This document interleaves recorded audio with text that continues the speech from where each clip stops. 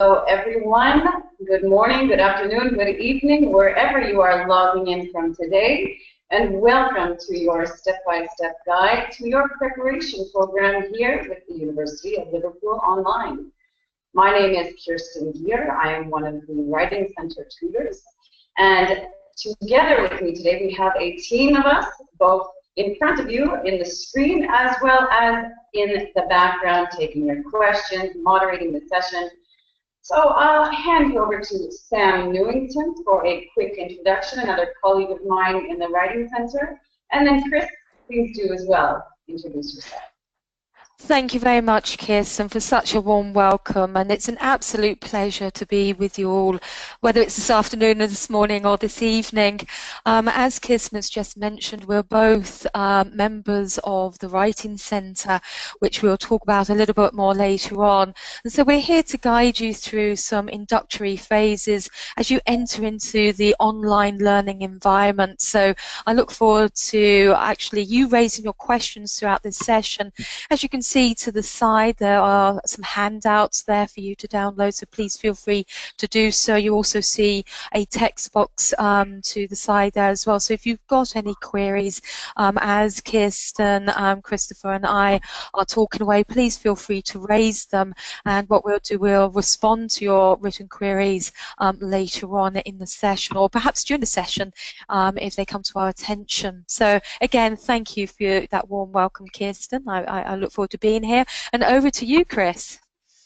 Hello, yes, happy to be here. Thank you very much. I am Chris Pickles. I am a student support manager as part of a wider team here to support you all through your studies. So you'll either be in contact with me or one of my colleagues, and we're here to help you with anything that you may need throughout your program. Thank you. Great, thank you both guys very much. And I can see there are just about 40 of us here online together, so wherever you're logging in from, this is what we're going to be looking at today. So our agenda covers, first of all, of course, the preparation planner. Now your course is open, you should have access to the classroom, you should be going through some of the available tools as well as the schedule. The schedule is a very important tool to use, and we'll highlight a few important dates for you. Next, of course, Classroom Navigator, and I'll leave that to Chris to take us into the Blackboard and show us the ropes. Tasks and activities. Now, of course, this is your core content, the things that you are expected to produce, those academic writing, reading, research that you may or may not have forgotten the last time you have studied. As well then as looking at some outcomes and expectations, and closing off with a few tips, tricks, tools, and general good advice to follow as an online student. We'll be here for about an hour, and of course we'll have some time for questions at the end. But we also have, as I said, a few people behind the scenes. We've got Yenna and Yasmin, Hugo and Stephen are around as well. So if you do have any questions throughout the session, there's a chat box over to your right-hand side on the screen. Feel free to type in there. You may get a written response right away. Or if it's a question that there's a few people asking about, of course, we'll bring it to our attention towards the end. Now, let's begin by bringing you in and your opinion. So we have a poll here. You're going to get a poll screen up in a moment. And our first question to you is, do you have a good understanding of what is going to happen in your online module? Okay, so here we've got a few questions, a few answers. Very confident too. I have no idea at all. This is completely new to me. So please take a moment to log your opinion. Of course, online learning has been around for quite a few years. However, the exact intricacies of how to use it, how to go about doing the right thing at the right time could be something that is new to some of us.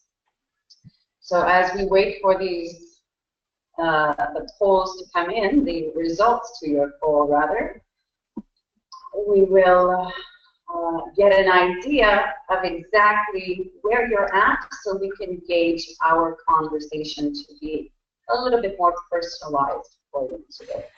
And it'd be interesting to see, you know, people's approaches as we go through this session, of course, Kirsten, as well, towards the online learning and just seeing, you know, at the end, hopefully, if you're not feeling very confident or you are feeling confident but have a few questions, all of those will be covered in this session. So I'm really interested to hear what the results are here and how best we can enhance your understanding of the online environment. And certainly Chris is going to take us through that as well. So let's wait for the results to come in. This is exciting. We need a drum roll button here. If there's anyone in the background to throw one in, please do so now. Now is your time. But of course, we're all logging in, as we said, from different areas of the world, different backgrounds, different languages, different age sets, as well as different skill sets. Some of us may be digital natives, and being online is very natural, so second nature. And again, others are going through the keyboards, possibly finger by finger.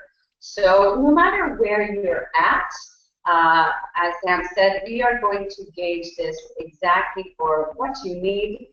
And of course, those poll answers are definitely coming in now. And again, we can just start to speak a little bit to exactly where you're at. Okay. It is that wait, isn't it? It's very exciting. Well, this is a nice little lesson. You know, we are online as a community. Technology sometimes can lag, so it is a good exercise in patience. As modern and advanced as we think we are, you know, still there are some little glitches that happen. Again, just to be mindful of that when you're participating in all of the activities, as well as when you're with yourself. This session, of course, will be recorded and archived. If you'd like to view it at any time, please feel free to do so, as well as a variety of other recordings that will be through the Center for Student Success, which we'll get to in just a few minutes. Alrighty, folks, we have a little technical with a poll, so I'm going to come in with the results here. What we have is 18% who are feeling very confident, 18% that are feeling confident but have questions, 61% have some idea but are not completely sure, and then there are 4% who have no idea. So carry on, ladies. Okay. Thank you very much. Interesting poll. Wonderful. Yes, and to that 61% then, great. We hope that you learn a lot. And as we said, if you have any questions, those people that are confident and with questions, type them in at any time. We are here to help you. Now, to get into a bit of the meat of our webinar today, we're going to go into the preparation planner. So the first thing we'll take a look at is a few important dates. So perhaps, Chris, you can take us through that. Sure. So as you can see, the sort of main online induction course kicked off a few days ago. This runs throughout the month up until the start date of the 28th of September.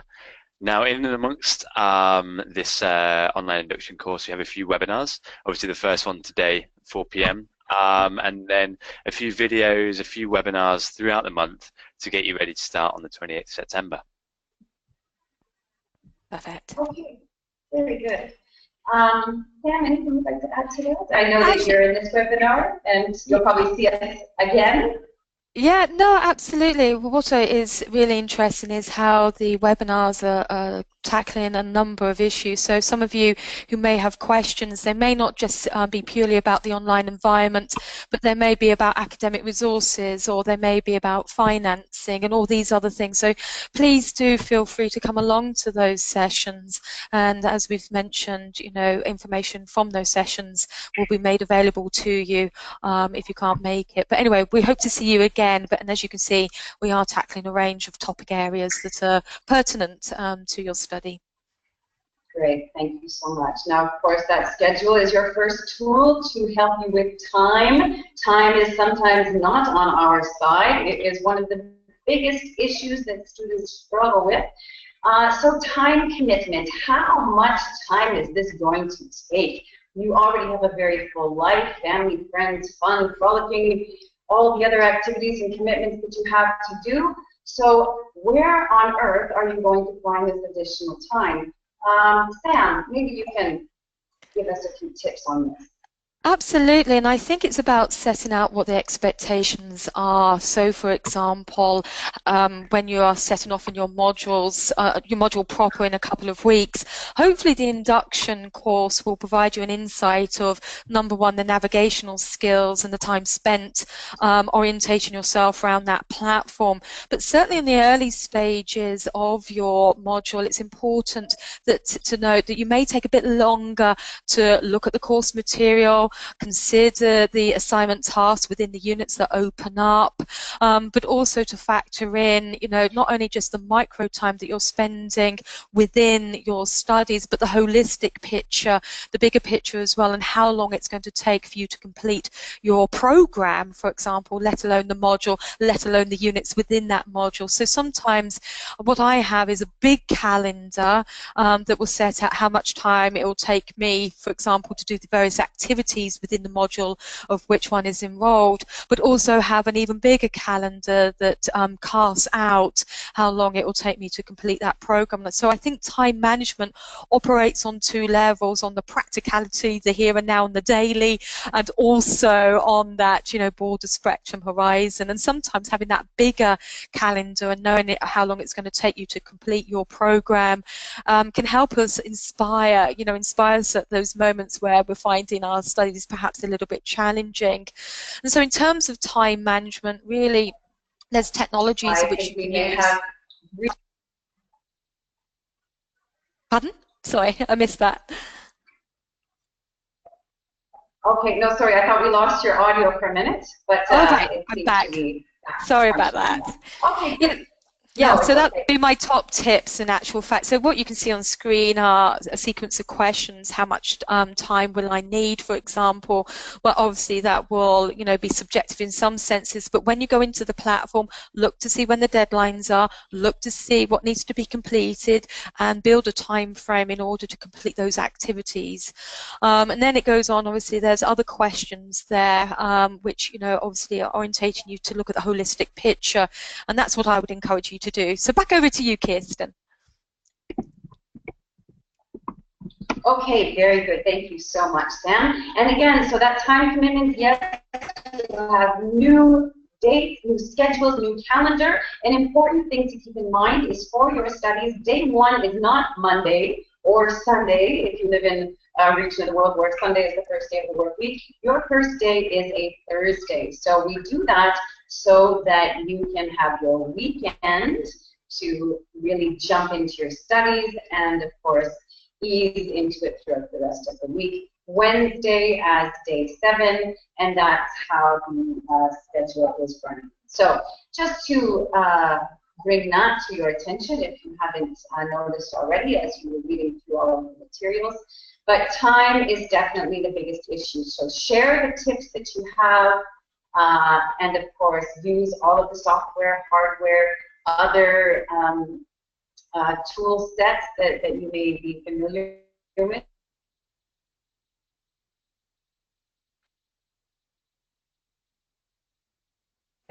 And don't hesitate to reach out and ask. Speaking of time, let's move on, and I think dive right into the next slide, which will be taking a look through the classroom. So if we could switch the driver's seat over to you, Chris, and you can take us through what the classroom looks like. Sure. Great. Can you see my screen now? Yep. Great. So here we have the login page to Laureate Lens, which is your home page for the university, as if you were sort of stepping into campus and sort of walking into the university. So here you put in your username and your password, and if you have any technical issues that are preventing you from getting in, then there's a contact technical support button at the bottom there. But let's just hope this works, and we can log in as this test student.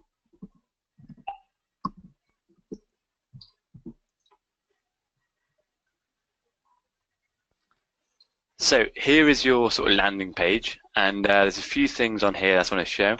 So first of all, just on the top right, we have the email function. Now all the emails that you get from the university will go to this emails. So it's really important that you check these frequently, just to make sure you're kept up to date. And next to that, we have the support button. Now here shows your student support manager. Their phone number, now we work from 9:30 a.m. to 5 p.m. Amsterdam time, so you can call in with anything urgent using that line. Then a few different ways to get in touch. So we have the contact support that will take you through to our web forms, and we have quick answers. Now this is a pretty useful tool to get a quick answer, essentially, for anything, say, to do with referencing. I would type that into the box, and it comes up with some quick answers, which you can then use rather than getting in touch with support. We have library support, which will take you straight through to there, the bookstore, and then finally, sometimes there can be an issue using the email function. So if you get that, you can just open the emails in a new window, and it should open up for you there. So here in the middle is where all your classes will show up as you are enrolled into them. So here we have SRO 100, which is the online induction course. Most of you should be registered to this module now. Now, once you do get a few modules registered, you can flick between them by clicking the left and right buttons. And usually it will say Enter Classroom as a blue button just there, and we'll have your module start dates. But in this case, because we're using a test class, I have to go in through the Blackboard. So if you're having issues getting into the classrooms in the center there, you can use Blackboard, and it'll take you straight through to the Blackboard, which some of you might be familiar with, and then you can jump into the classroom through the back door there. So this is the online induction course, which, as I say, is sort of your introductory module before your real class starts 2 weeks on Thursday. So here we have a little introductory video for you to watch, and then the next thing you should do, and I do advise everyone to do this in any module, is to jump into the syllabus, as this gives like a brief overview of what you can expect from the module, what readings you'll need to be doing, what assignments you can look forward to, and just a course description. So as I say, here we're doing, students will learn how to navigate the online classroom, gain practice with tasks similar to those required in their program modules, and complete assessments which will give them and their tutor useful information about your readiness for online learning. Next, the Classroom Navigator. You should jump into this, and in the online induction course we have 4 units covering different aspects of your online studies. So if we jump into Unit 1, we'll see a little overview, your media, some videos for you to watch, and a little quiz at the end just to make sure you've gotten the grasp of that. Now jumping ahead to Unit 3, I just want to show you how to hand in an assignment. So here, throughout your modules, all your programs, you'll have regular hand-in assignments, which will be sort of essays, longer assignments for you to submit. Now for this one, which will be sort of what you'll be doing a lot of times throughout your program, is to be turning in, turn it in. So you'll be clicking on the left-hand side where it says Hand in Assignment Submission, which will then take you through to a little Turn It In splash page. Go through to Unit 3, Hand in Assignment, View Complete, and you can submit your document into Turn It In. It'll give you a similarity score, and then you can take that as your submission. Now Turn It In always sends you an email afterwards, and a little tip for you is that only assume you've submitted it once you get that receipt. Sometimes there's a few technical things, so just take that as your submission. So that's really all I wanted to show you from the online induction course. So just jump in there, play around with it. You can't really break anything, and we have some instructors in there to help you out with any questions you have in there. And yeah, that's all good from me. I'll hand it back. No, thank you very much, Christopher. I think what you have obviously informed us there too is that the online induction course is an introduction to our module. And so when we see units, when we see assignments and shared activities, they're the things that we can expect to see in our module platform as well. So it is, as you rightly say, useful to go in there at this stage, click on everything, look at the syllabus, look at things, the unit requirements, look at the learning outcomes, click on to see how you can submit things, because that will save a lot of time that we were referring to earlier when you go into your module, but also it will certainly help you navigate. And so, Kirsten, I can see you're back there, and so perhaps we'll talk through in terms of classroom navigation. What can we expect, do you think, from an average module? And you know, each module is broken down into units. So whilst the induction module is only 4 units taken over 2 weeks, obviously that is only a micro template of a real module, which is much longer than that, with more units in it, which is exciting because we cover more academic study in that. But what can we expect in terms of the induction modules? What can we expect in terms of our learning platform? Over to you, Kirsten. Thank you, Sam. Yeah, and thanks, Chris. Very intuitive, comprehensive outline of what the platform looks like. And of course, within each of those units, the stuff that you have to do is laid out here in front of you. So as you can see, each unit has media and quizzes, and it starts to build into collaborative activities and hand-in assignments. So with Unit 1, exactly as it says, what to expect when expecting. It gives you a very general overview of the virtual learning environment, how the online model works, the kinds of activities you'll be doing, the structure of the program, who your faculty members are, where your support system lies, and of course the videos and media are always available to you, as well as several others through your classroom, as well as through the Center for Student Success. Getting on to Unit 2, you'll continue with those similar readings, media. You'll have, again, now your first shared activity. So that is a collaborative assignment that you are engaged in with your peers. You will do so in an asynchronous manner. Asynchronous means that you are not logged in, or not necessarily logged in at the same time, and they are written responses. So you will be given a task, a question, something to critically analyze and reflect on with your peers. Doing the relevant research, you will provide your post, and we'll get into exactly what that post should look like on the next slide. Unit 3, you're still building. You've got those readings, similar media, but now you're getting into some key skills with academic research, writing, critical thinking, which is a term that you are going to hear a lot of, as well as proper setting and reference, and something that, again, will be repeated throughout your studies. The academic writing and research process are key to your success, not only as an academic, but as a professional in the world today. We have to be clear and coherent when we present ideas, and ideally, they are presented in a persuasive and convincing manner. And that's how we start to become great leaders and great people doing wonderful things. So knowing how to elicit the responses from your peers and elicit the correct information from the readings, that's what you start getting into in Unit 3. You also have your first individual assignment, which you will get your first experience with. Turn it in, and Chris talked about that a little bit. It is a tool to detect plagiarism, and that's the nutshell of it. It's there for all universities. I used it 20 years ago when I finished my undergraduate degree. So you can imagine by now how many millions of papers have been submitted to that software tool, as well as everything, of course, that's online. So don't try to copy and paste without citing and referencing. You will get caught on it, and someone will find out. You will get a Turnitin report, which is there for your instructor to see, to analyze. Don't get scared if you see you have a 20% similarity index rate and you'll find out what that is. Those are the similarities that come across.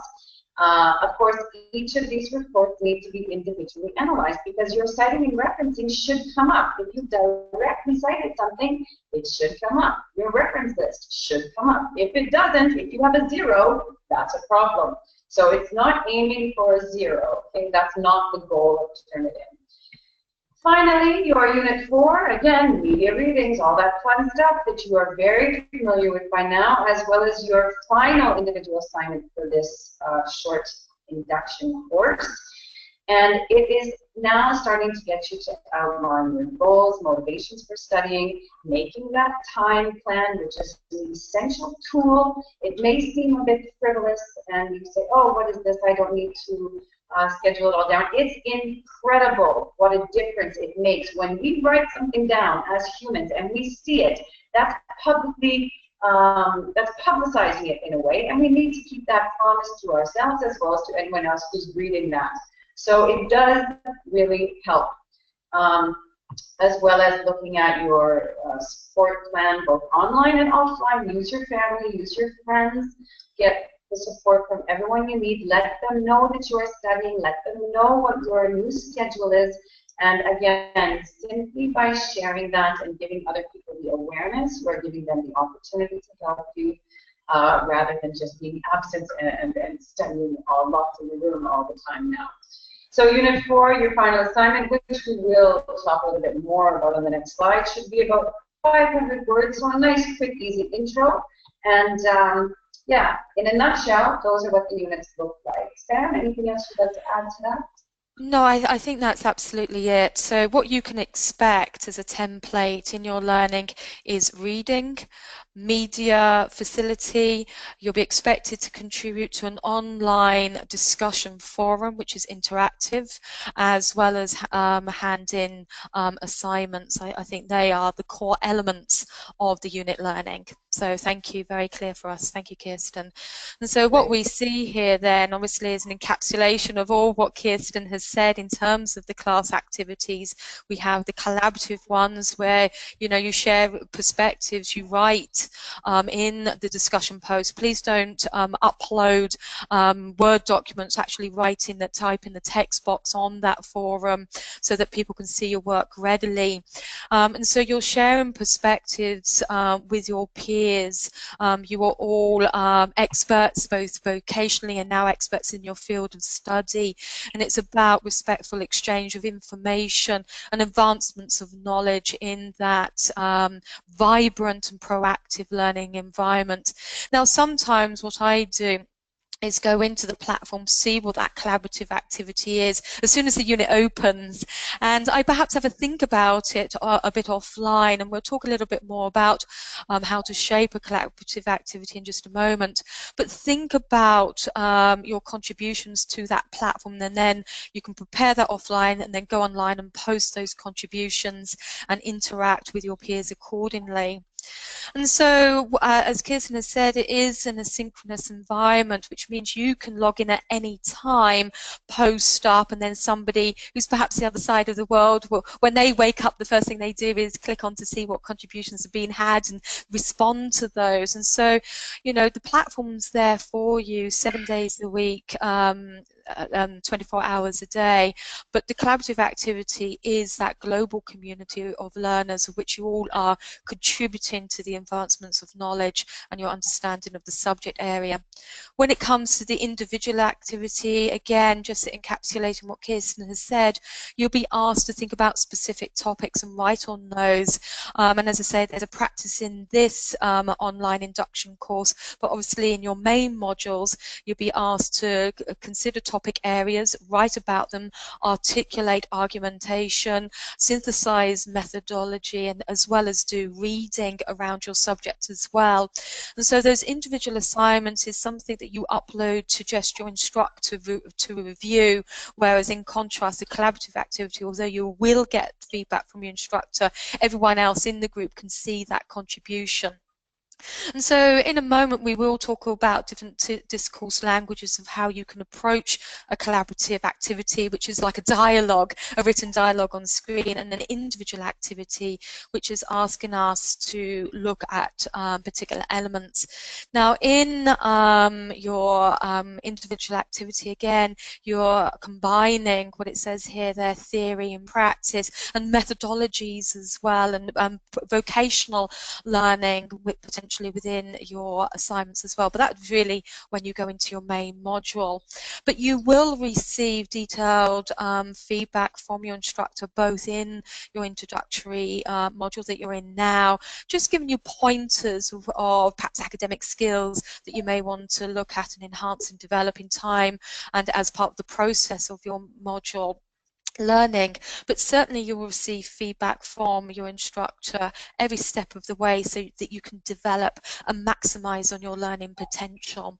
So thank you, Kirsten. You covered the tasks of the units you know, very thoroughly here, but here what I'm doing is just kind of differentiating the collaborative activity and the individual hand-in assignment.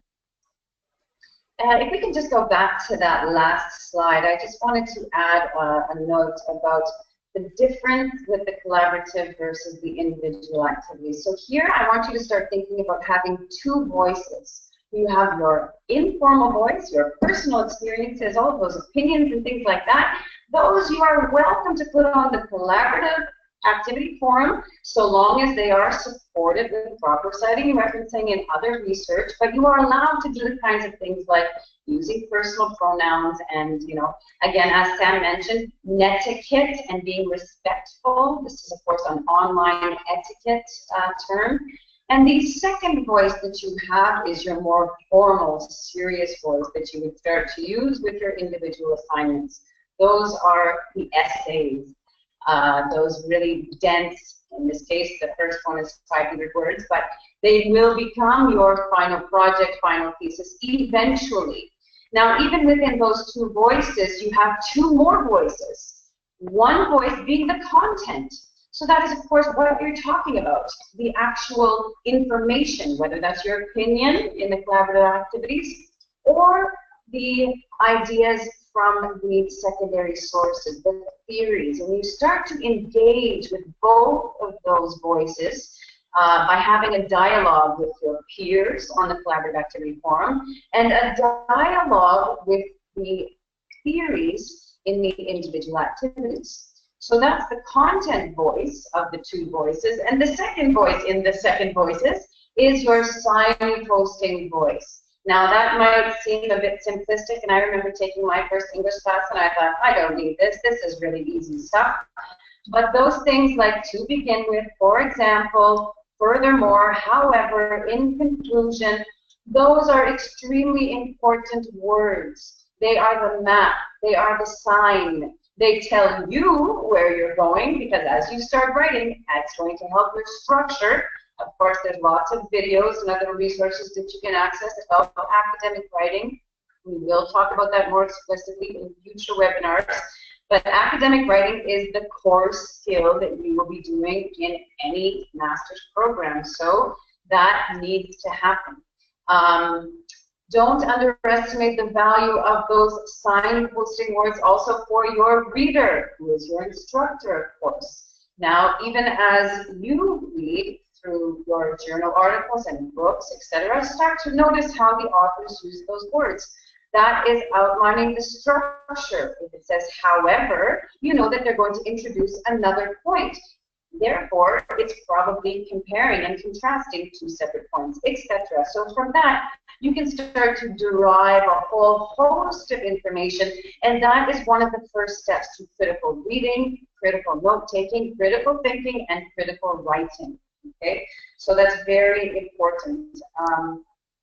As well, for the collaborative activities, I just want to say a lot of people undermine their value because they are not directly and explicitly interacting with their instructors. A lot of people liken them to other discussion forums that are happening on other social medias, but please do not fall into that temptation. There's a lot of research that states how well and how much better we learn when we are learning from a community of like-minded stakeholders, which is exactly what this is. There's a whole host of research that says we learn best by teaching. So you are essentially becoming the teacher of your own experiences. And as Sam said, the first thing I do, I know when I wake up every morning, is I log on to that discussion forum and I say, what happened while I was sleeping? And just today, for example, you know, I've got a student who's in the path of Hurricane Irma. So he's logged in and he started talking about that experience. There's another student who's working with the United Nations group and looking at what's happening in Myanmar. So again, as I'm sitting here, I've got BBC, Al Jazeera, CNN, etc. on the background. I'm reading what my students are posting. The discussion board becomes alive with information and first-hand information as you start to network into getting into the real depth of truths from, again, as I said, different people who are in this program together with you. Okay, so I just wanted to add those 2 points. Because it just makes it that much more fun as well. If you're not engaged in whatever you're doing, it's going to drag on. So, speaking of it not dragging on, moving to the next slide, a few do's and don'ts. So Sam, would you like to take us through a few top tips here that you may share? I would actually, and it's kind of following on from what you're saying. Obviously, what we can see on screen is some do's, you know, and I think you've referred this to before. Make sure, in terms of academic practice, make sure you cite and reference the ideas, i.e., if you've drawn material from an external source, i.e., the thoughts aren't your own, then you need to cite those appropriately. Now, each program will have a different referencing style and format. It may be APA or it may be Harvard, so make sure that you are clear on that. And so that was something, obviously, I wanted to pick up from what you mentioned earlier, Kirsten, as well. But the other elements of do's and don'ts that perhaps aren't listed here is going back to my other top tip, is that as soon as a unit opens, have a look to see what you need to do within that unit. What is the reading? What are the shared activities? You know, topic areas for you to think about. What are the topic areas for your written assignment that you need to hand in? And that's really, for me, a top do, because we need to take time to process what we're being asked to do, and we need time as well to research and adequately research and thoroughly go through the academic reading so that we may respond to and produce good academic and rigorous work. And so the first thing is to just orientate yourself to make sure what's need to be expected. Also, be sure that you understand fully what you're being asked for and asked, you know, to talk about. And so sometimes, you know, please do take a look at the terminologies of the question assignment and make sure you're clear with that. What does compare and contrast mean, for example? Discuss. What's the difference between discuss and explain? To what extent? These are all terminologies which filter into a particular type of response. Now, obviously, as you move into this, the instructor will give you signposting on how to tackle these areas. So there's some of my do's as well, but obviously those on screen, for example, some ideas, consider opposing viewpoints. In contrast to what Smith has said, Jones has said this, for example, there's ways in which we can engage in academic discourse, but I think the top tip at the moment is also to make sure that we're aware of what the referencing format is, and we know exactly what academic integrity means as well. So as you go into that module, you will be expected, and please do adhere to that academic declaration. And so again, you know, drawing upon what you've said, Kirsten, as well, actually I think Christopher earlier alluded to this about the Turnitin as well, is to make sure that, you know, we do reference properly and we don't just simply cut and paste somebody else's work and pass it off as our own, because the Turnitin is a spyware, if you like, a software which can see or draw upon similarities. Also, don't assume that the reader is necessarily on board with what you're thinking. Sometimes you have to, if you like, spell it out, but succinctly. That means no descriptive narrative, it's pure analysis, but at the same time, you've got to set the framework of your argumentation. So don't just assume that somebody knows that you've read a particular source. You may need to unpack the methodological approaches of that. And as I say, do reference, so don't forget, is part of the don'ts here. And so they're my top tips. But the other thing is, as in terms of don't ever feel isolated in your learning. That platform is there as part of a proactive environment. And don't think that you can do everything at once. View this learning as a process. Give yourself time to bed in. Well, what is expected at postgraduate level? What is expected in terms of my learning? What are the skills that are required?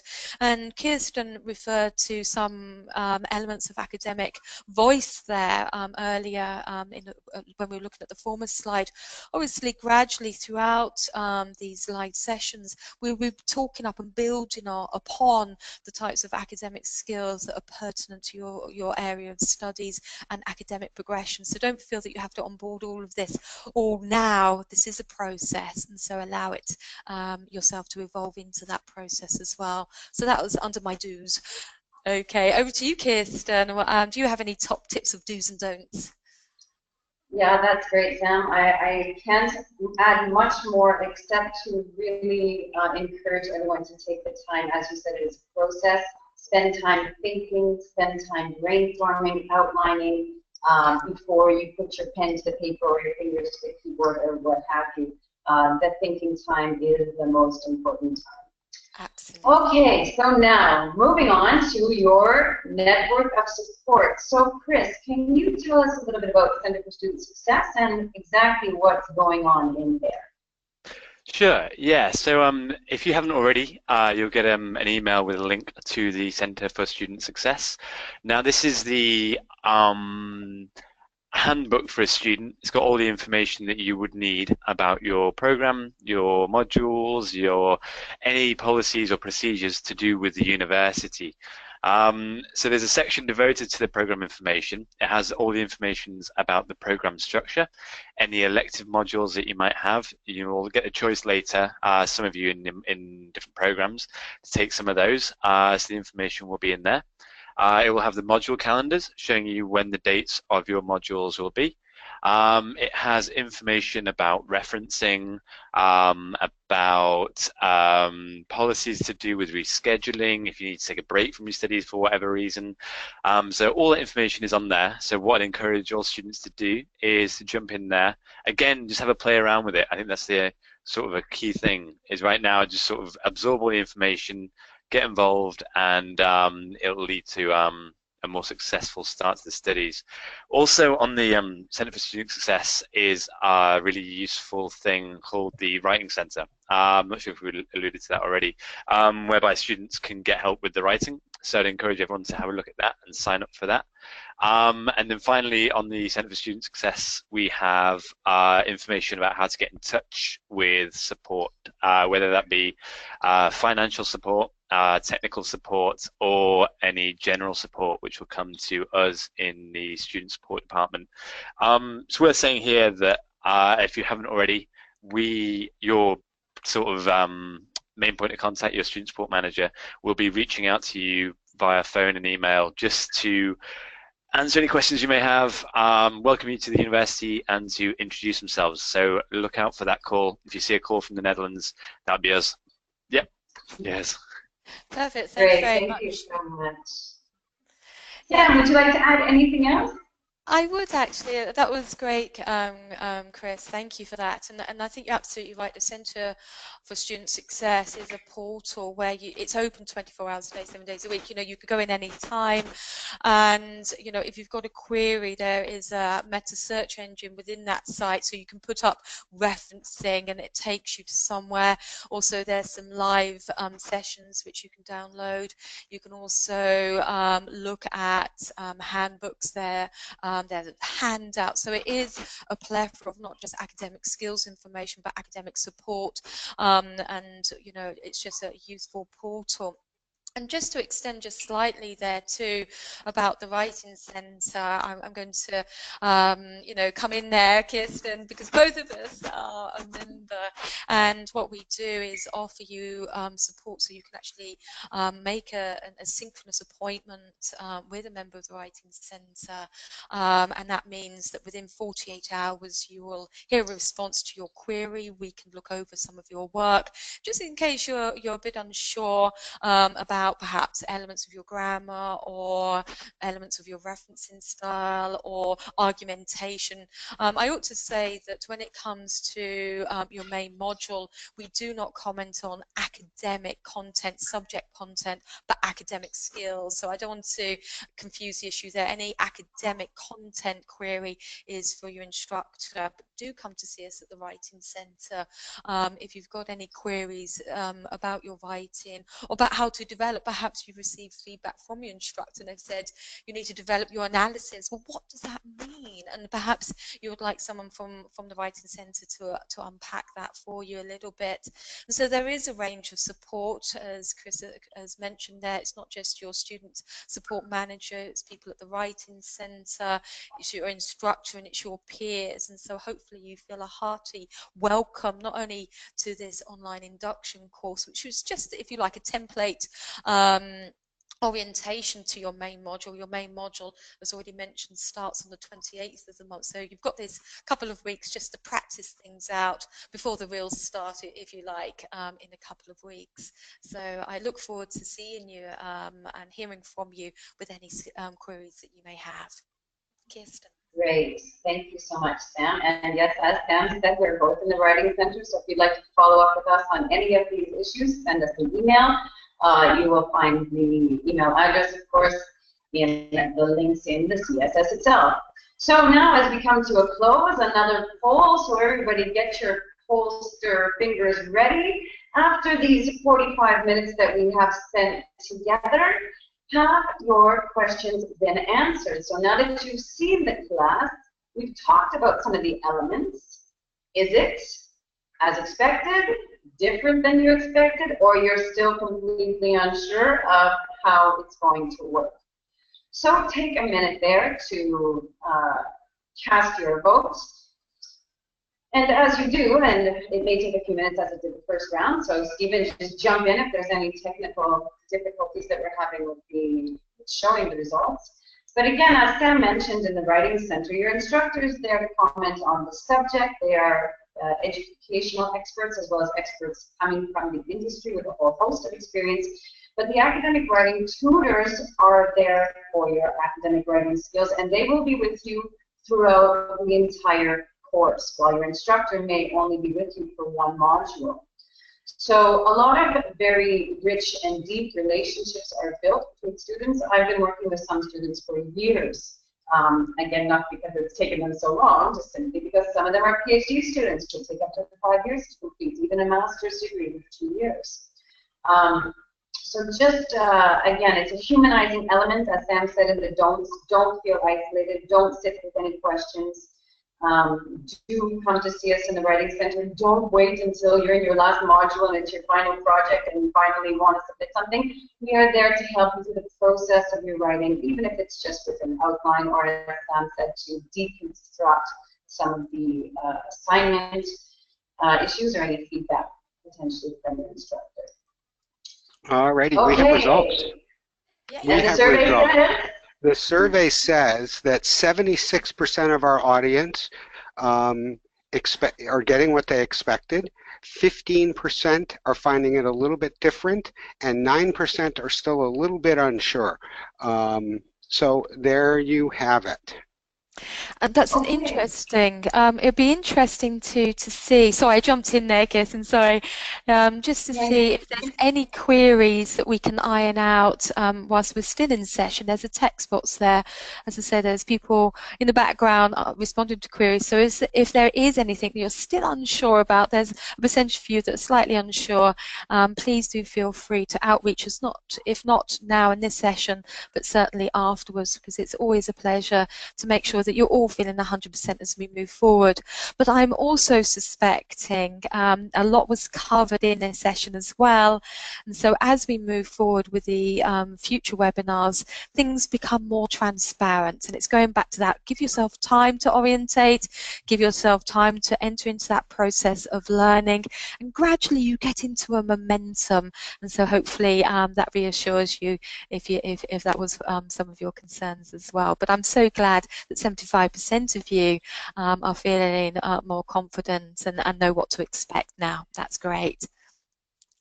And we do have some question. Go ahead, Sorry, Stephen, to jump in, but I can see there's one question that's been written by a student from Saeed, and he's asking about the numbers that I mentioned about Trinidad. Now, I gave 20% as an example, and I said it could be 20%, and it may be that that's nothing to worry about if everything is properly cited and referenced, and it's your reference list that is coming up. Now, you also said you heard the similarity index is allowed to be 14%. Well, there's no number that's the right number. As I said, it's not a numbers game. Every single report needs a human to analyze it. You must have certain things cited and referenced. So 14, 20%, that'll be around a yellow or an orange color. That's what you're aiming for. But again, there's no number. So my 20% was simply an example. I could have said 50%. 50%, if it's all cited and referenced properly, could potentially be okay as well. So yeah, just be wary. It's not a numbers game. It's all about the proper style. And this is something that we will cover more fully actually in a later presentation, you know, and I think you're absolutely right. When it comes to Turnitin, it's about the content of the assignment, so that is a bigger question, is how do you utilize sources within your assignment?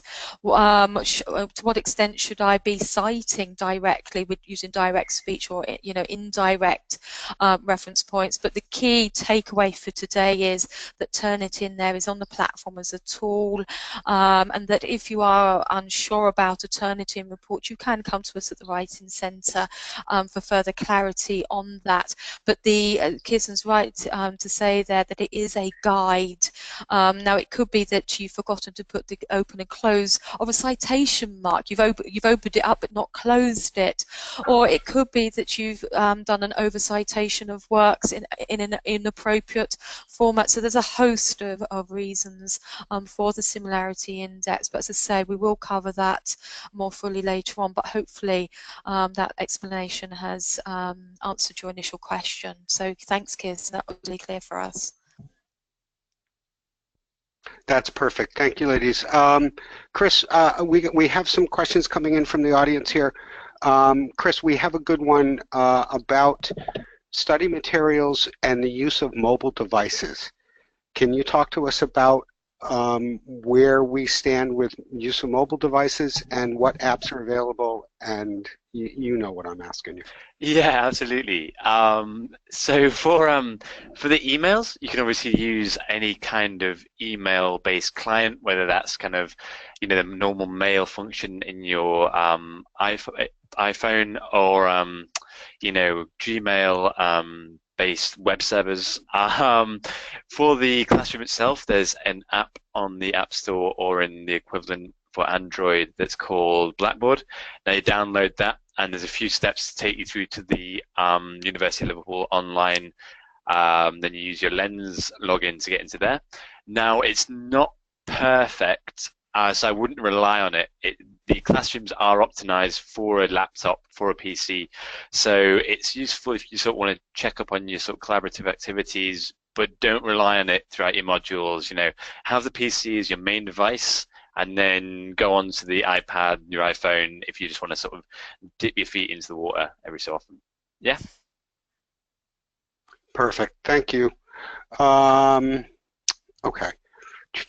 There was another question here that was, ladies, can you talk a little bit about asynchronous? There's some questions about how do we do collaborative assignments if we're not all in the classroom at the same time, and I think if we could just cover what we mean by asynchronous study, then that'll answer that question.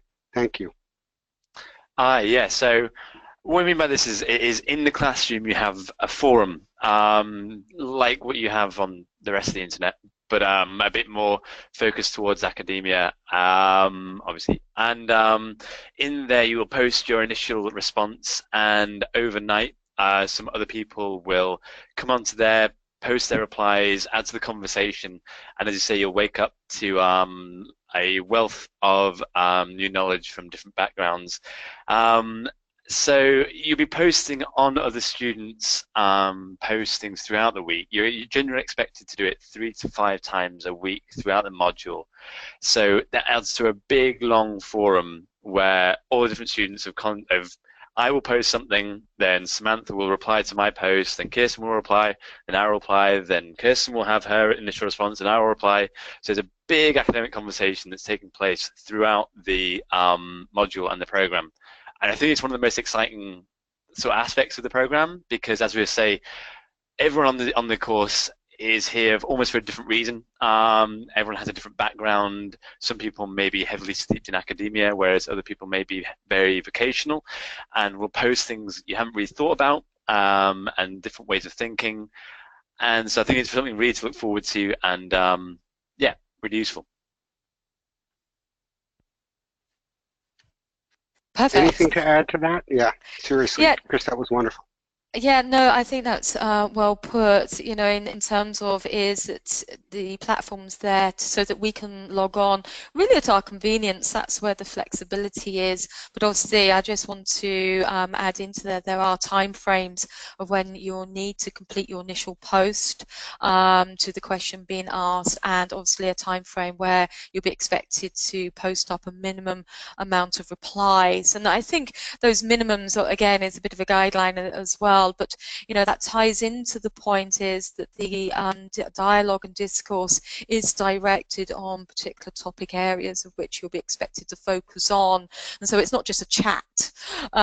We'll be expected within those posts to use appropriate academic discourse and academic skills such as comparative analysis, maybe setting out methodologies, putting new things to the discussion. It's almost, did you know, if you've perhaps read something that you've drawn from the library that wasn't in the core reading but is contributing to the subject area, or there's a vocational perspective from your experience that could be relevant to that discussion. It means that you can go into that platform and have that dialogue, and I think that is the key thing. But the asynchronous bit means it's not essentially all at the same time.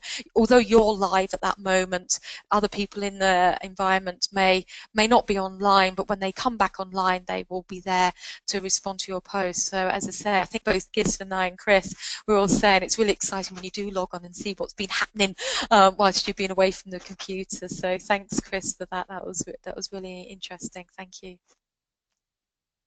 Okay, and I have one final question, which I don't know exactly how to ask because I think the ladies from the Writing Center are going to be able to answer this very quickly.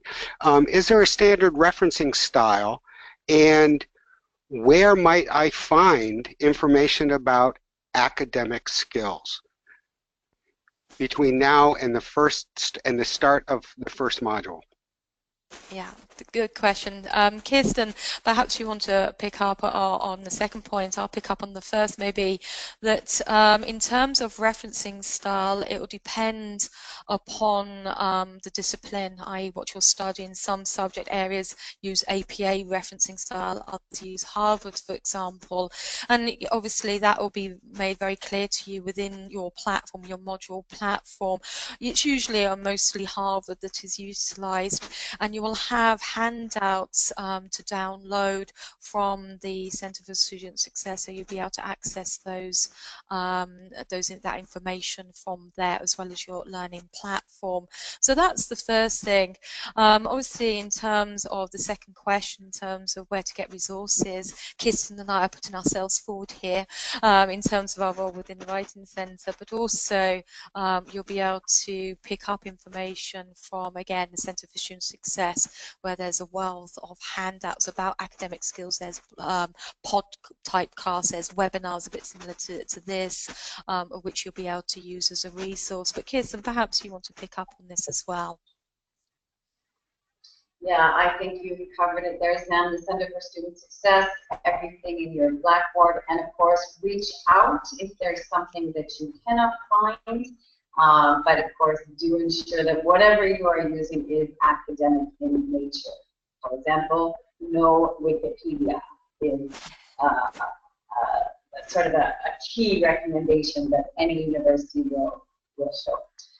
So, Stephen, if there are no further questions at the moment, then we will move on. Again, if any of you have questions, please continue to ask in the chat forum or email us at any time after the webinar.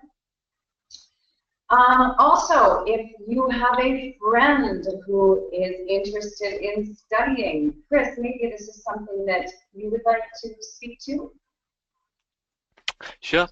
So, yeah, if you have anyone that, as you say, is interested in studying with the University of Liverpool and you want to share your experiences and sort of give the gift of knowledge, then there's a area on it's on the Center for Student Success as well.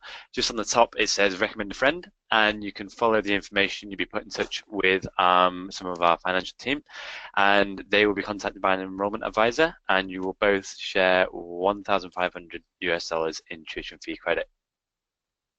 Mm-hmm. Wonderful, thank you. And that's, of course, incentive enough. Free money is always good. And of course, as you said, the gift of knowledge. Yes, you're here for the degree, but you're here to enhance the greater community in which you are engaged in, online and offline. So thank you very much for coming, everyone. Thank you to the 37 of us that are still here in the forum. Don't forget to download those handouts over on your side. Bookmark all the important sites. You can review this video at any time, as well as, of course, checking the tools in the Center for Student Success.